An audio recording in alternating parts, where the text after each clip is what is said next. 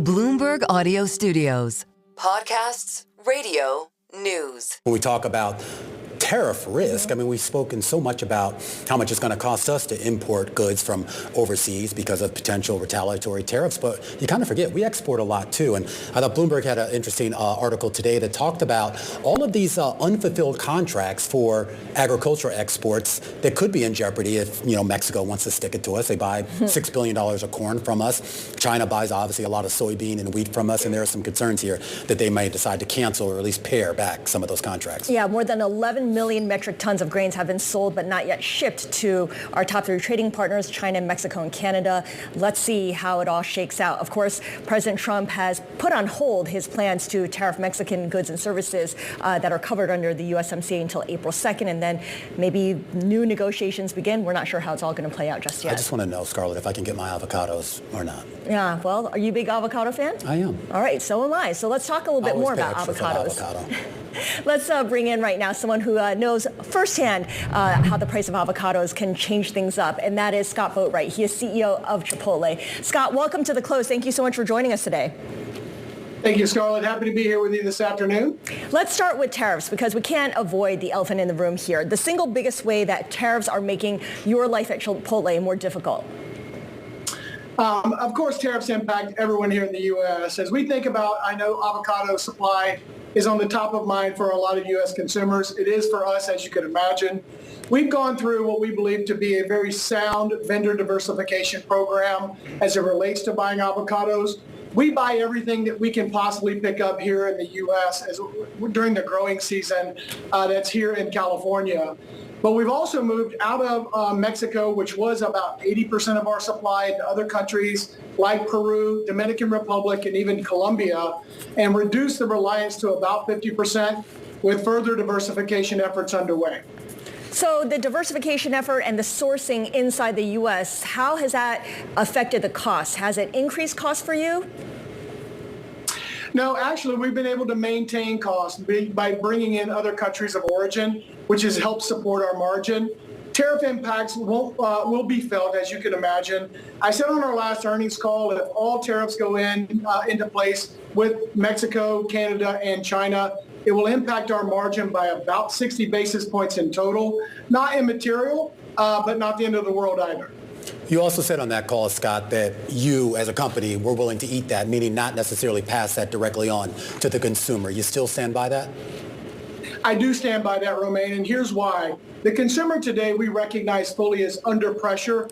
Specifically, the low-income consumer is finding this economy tough to navigate, and we want to continue to deliver extraordinary value to our consumer, primarily because we don't know which of the tariffs will be transitory or which will be permanent. That all remains to be seen. So we're going to remain patient. We're going to continue to deliver great value for the consumer and ensure that the Chipotle customer feels that benefit when they come into our business. And of course, a lot of your customers come to Chipotle specifically for that. They also come to it, as you know, Scott, for what's on the menu. And prior to you taking over, there was some tinkering with the menu.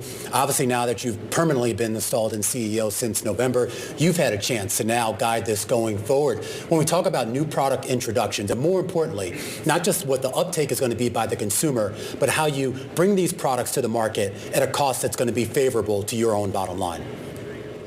That's right, Romaine. We continue to lean into product innovation and what I believe to be the most meaningful, best-in-class version of what we can put forward to our consumer. We just launched Chipotle Honey Chicken. It's in restaurants today. You'll start to see that show up in national TV ads later in the week. It's a promising LTO. We feel a limited time offering, which tested off the charts as it relates to consumer testing back this summer when we ran it. It's a super exciting product. It comes in kind of sweet on the front end with a little back end eat. And what we do with LTO specifically is try to give the consumer something new and drive incremental transactions, as well as to get our current consumers to come in more frequently. I look at your stock today, Scott, and it's down 0.1%, basically unchanged. You could even say it's up in a market that is down about 2.5%, in part because analysts have cited things like your enviable balance sheet, talking up your ability to have optionality when it comes to investing in stores or spending, as you mentioned, on technology and new developments. What is your single biggest priority when it comes to spending on development? Is it to continue to expand your menu? Is it something more internal, back of the house? Yeah, it's a great question. So we think about every dollar that we have in the business today, and you are correct. We have an extraordinary balance sheet, a fortress balance sheet, if you will, very little debt, and probably $1.5 to $2 billion in cash. And we believe that preservation of cash is important to weather tough times just like this. So we'll continue to lean into new restaurant development. We said publicly we'll build 315 to 345 new restaurants this year alone. We'll continue our stock buyback program to deliver more value to the shareholder. But we'll also lean into what I'm calling back of the house modernization, where we're going to bring forward equipment innovation that has been in our stage gate now for over 2 years to help drive more efficiency in the back of house, create a better team member experience, which we know will always ladder to a better consumer experience. What does that mean for hiring as you continue to expand that investment in the back of house operations? Because there's a lot of concern now that the labor market's going to get tighter if we see the pool of labor workers in the labor market shrink. You know, as we stand here today and we head into what we call our burrito season, which is really springtime, we are better staffed today at Chipotle than we've been in my 8 years with the brand, perhaps in the brand's history. And I really think that's attributable to our best-in-class wages and our industry-leading benefits and what I believe to be a world-class culture that we've created around people development, and growth in the organization. We'll continue to invest in our most important asset, which is the 130,000 team members out in our restaurants, which I have said before, I'll say again, are really the backbone of our great organization. Do you plan to expand the footprint of Chipotle, more stores this year?